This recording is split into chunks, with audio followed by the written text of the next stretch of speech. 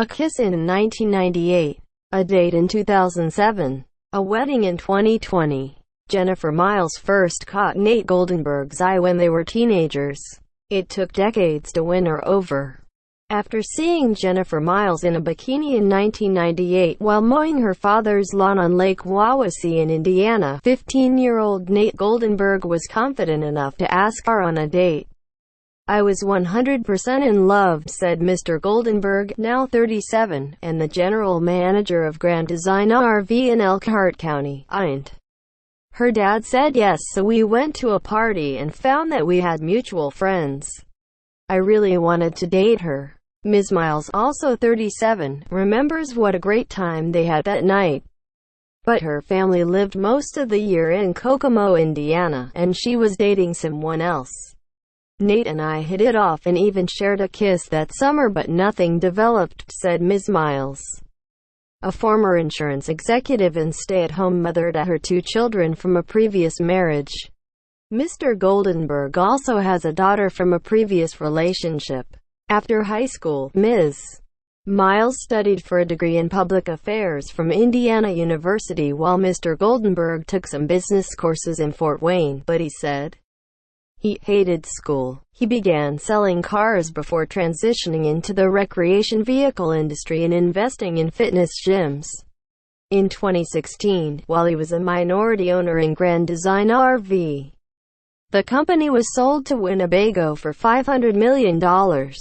Since Mr. Goldenberg and Ms. Miles remained part of the same group of Lake Wawasee friends who gathered most summers, and she underwrote the insurance for his investments, they kept in touch. But nothing happened until 2007. "Nate asked me to dinner at Sullivan's Steakhouse in Indianapolis, bought a $150 bottle of cake red wine and pulled out my chair," Ms. Miles said. "He was such a gentleman. Nobody had ever given me such a fancy evening.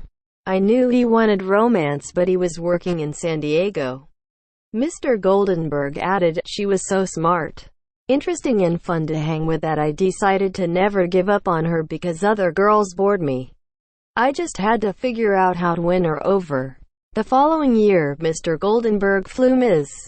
Miles and her best friend to San Diego for the weekend. Yet, even after fun dinners, there was still no romance. "I was dating the guy the first would eventually marry, and while I was very fond of Nate, he had been a wild man when he was younger," she said. "I worried about a serious relationship with him living so far away." They didn't reconnect until the end of 2017 after Ms. Miles divorced and Mr. Goldenberg had an insurance policy up for renewal. After a romantic working dinner followed by weeks of texting, Mr. Goldenberg learned that Ms. Miles would be in New Jersey for a women's leadership conference and devised a way to join her. "Nate said he had business there, but I didn't believe it," Ms. Miles laughed. "But the chemistry was there, and the relationship took off like wildfire. I felt he had matured. I loved his sense of humor and soft heart for such a strong man." In December 2018, Mr. Goldenberg proposed at their winter home in Granger, Int. They planned a May wedding for 300 guests at the Ocean Reef Club in Key Largo, Florida, a private community where Ms. Miles has a family home.